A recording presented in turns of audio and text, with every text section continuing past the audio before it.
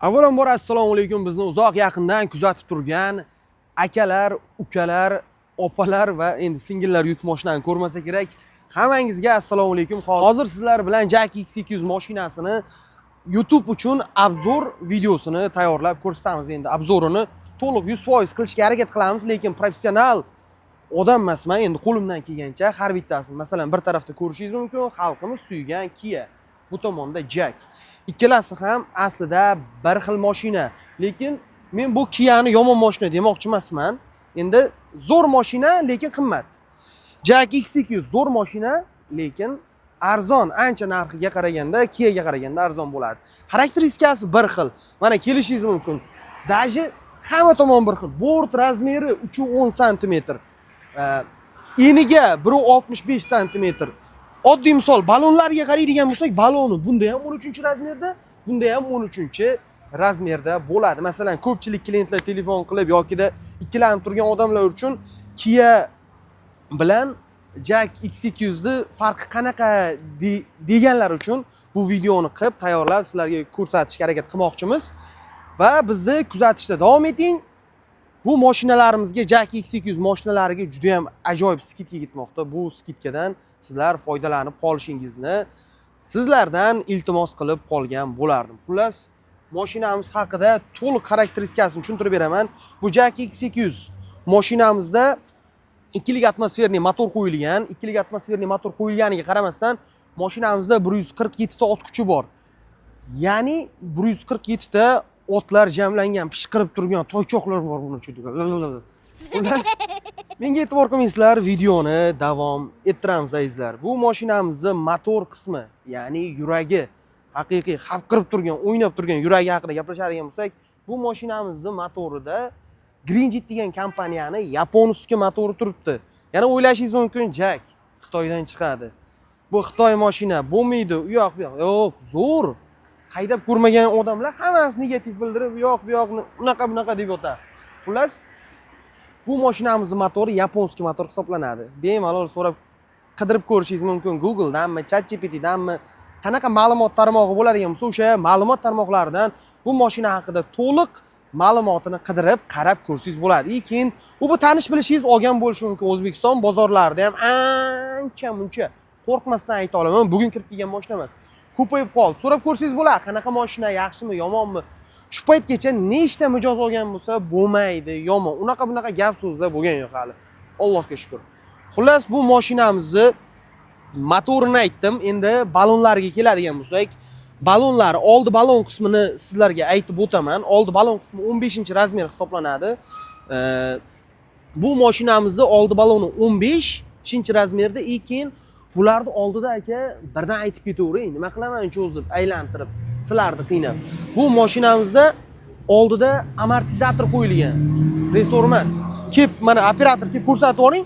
Mana orqasiga resor qo'yilgan.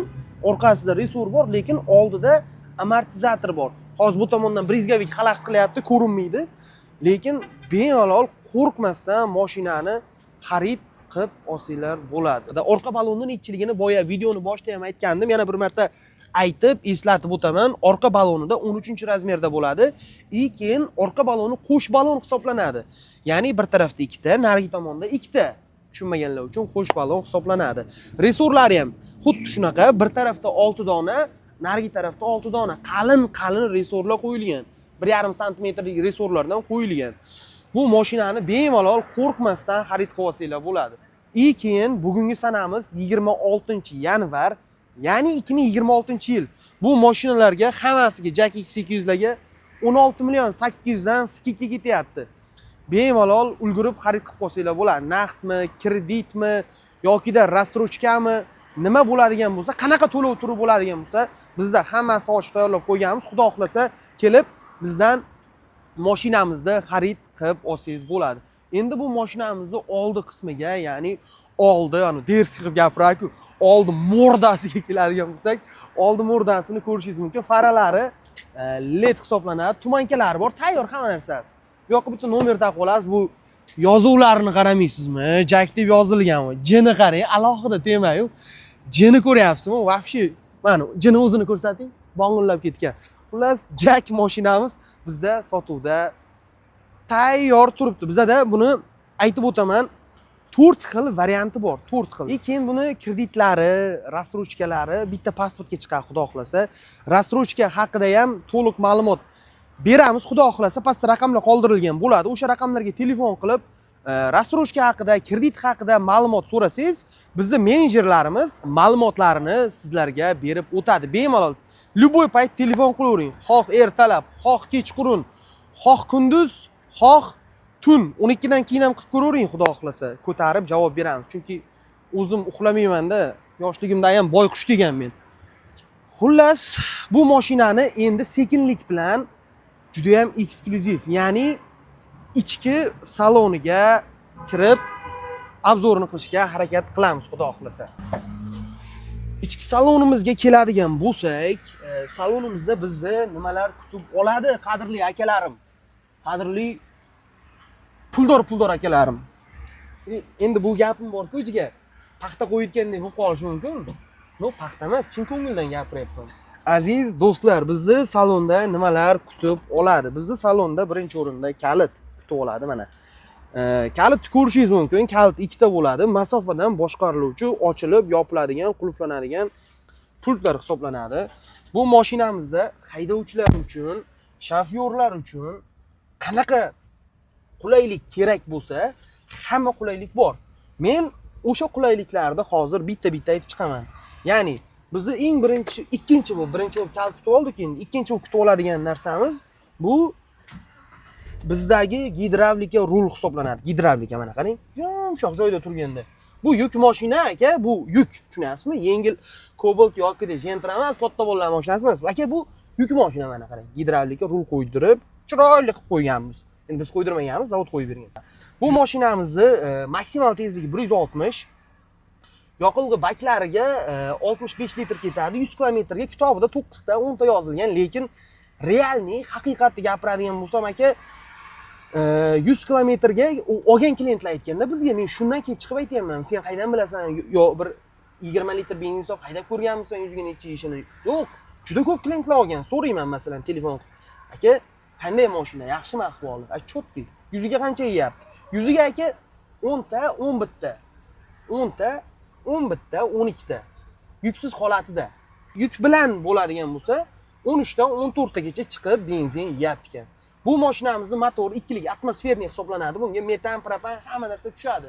Endi salonining ichiga keladigan bo'lsak, salonda haydovchilar uchun hamma qulaylik bor. Konditsioner, magnitofon, sigaret nima qiladigan, keyin yana bitta asosiy ma'lumoti, bu salonimizga 3 kishiga ruxsat berilgan. Ya'ni haydovchi bilan birga 3 kishi o'tirsa bo'ladi. Masalan, ko'pchilik qo'rqib, buni o'zini bar deb hisoblashi mumkin. Gaylar bunaqa emas. Dokumentida, texpasportda 3 kishiga ruxsat berib qo'yilgan.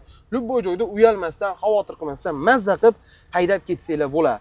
Endi men agar 3-chi odam bo'lmagan paytda aka, buni men yirtib ko'rsatib beray. Buni bar qilib foydalansangiz bo'ladi aka mana. Bariga dokumentlar, bu nimalar. Bu yoqda keyin podstakanniklar bor. Bemalol bu o'zingizni suvingizmi? Aka, bilaman siz Garilla Parilla ichmaysiz, Red Bull ichasiz, Red Bullaringiz turadi bu yerda. Ne olasiz, ichaverasiz. Xullas, 3 kishiga ruxsat berilgan. Bu bar kerak emas payti bemalol buni ko'tarib qo'ysangiz bo'ladi, 3-chi odam o'tirsa bo'ladi. Mashinamizda konditsioner, hamma qulaylik bor. Bunga ishlatilgan plastiklari ham juda ham mustahkam, baquvvat, o'zidan o'zi qanaqadir bir sinib ketadigan yoki yo'q narsa emas. Mana sifatini ko'rishingiz mumkin. Bu haqiqiy sifat deb aytilsa kerak menimcha. Shunda ham aka bizni salonimizga keling. Xullas akam mana obzorda ko'rdingiz, men qo'limdan kelgancha obzor qildim. Endi unaqa professional obzor qiladigan odam emasman, chunki YouTube'ga o'zi umrim davomida 2 martami, 3 martami videoga chiqqanman. Endi qo'limdan kelgancha harakat qilib gapirishga harakat qildik. Endi mashinamizda mayli davom etamiz. Mashinamizning obzori sizga yoqdi degan umiddaman azizlar. Akam bo'ladi. Aka, endi sizga lokatsiyani tushuntiradigan bo'lsam, lokatsiyamiz Gelion Chorrahadan Samarqand shaharda, yana boshqa joydan ko'rayotgan bo'lsangiz, to'shni tushuntirib berishga harakat qilaman. Gelion Chorrahadan Motoritga chiqib ketishda Siyob kanalining yonida. Keyin yana bitta asosiy biladigan joyi orqamizda mana Humo degan benzin zapravka. Zapravkaning egasi ham bu videoni ko'rib qolsa, reklama bo'lib ketdi, brat mana. O'sha bilan qarama-qarshi joylashgan. Bizni joyimiz mana China Motors ofisimiz bu yoqda turibdi. bemalol kelib, mashinalarni test drive qilib, haydab, ko'rib, keyin ma'qul kelgandan keyin dokumentlarni qilamiz. Akam, hamma sharoit qilib qo'yganmiz. Keling faqat siz. Xullas, endi mashinalarni oxirida bu xayrlashuv, yopilish jarayonida men sizlarga hozir bizda yana qanaqa modellar borligini ko'rsatib o'taman. Chunki bitta xarakteristikasini aytib bera olmayman. Xarakteristikasi hammasi pashti motori, balon, hamma joyi bir xil bo'ladi. Masalan, bu mashinamiz furgon hisoblanadi, bu ham bor. Bularga ham 16.800 dan skidka ketyapti. Masalan aka, bular hali ham furgon ekan. Masalan aka, tentovka variantimiz ham bor. Agar sizga aka tentovka kerak bo'lsa, furgon yoki bort kerak bo'lmasa, bu aka tentimiz ham shtorkali tent hisoblanadi, ya'ni yig'ma tent hisoblanadi aka. Keyin bortli, keyin yana bitta eng asosiy aka, siz buni furgon qildirib, refrigerator yokida lisensa yokida lift mayda chuyda qanaqa shassidan yasaladigan narsa bo'lsa, yasab qo'yaman deb kutib o'tiruvdingiz-ku. Aka, mana shassi. Bu mashina narxini aytib o'tib ketay aka. Bu mashinamizning narxi 227 million so'm. Qolganlarining narxiga aka bitta telefon qiling, muammo emas-ku, pastda raqamlar turadi. Bitta telefon qilib aka, narxi nech pul desangiz, telefoningiz aka yarim sekunddan gudib ketmay, bittada ko'tarib javob berib qo'yaveramiz. Xullas, azizlar, lokatsiyani hammasini cho'tki qilib tushuntirdim. Endi hammaga rahmat. Obzorda kamchilik bo'ladigan bo'lsa, sizlardan 1000 bor uzr so'rayman. Men sizlarni yaxshi ko'raman.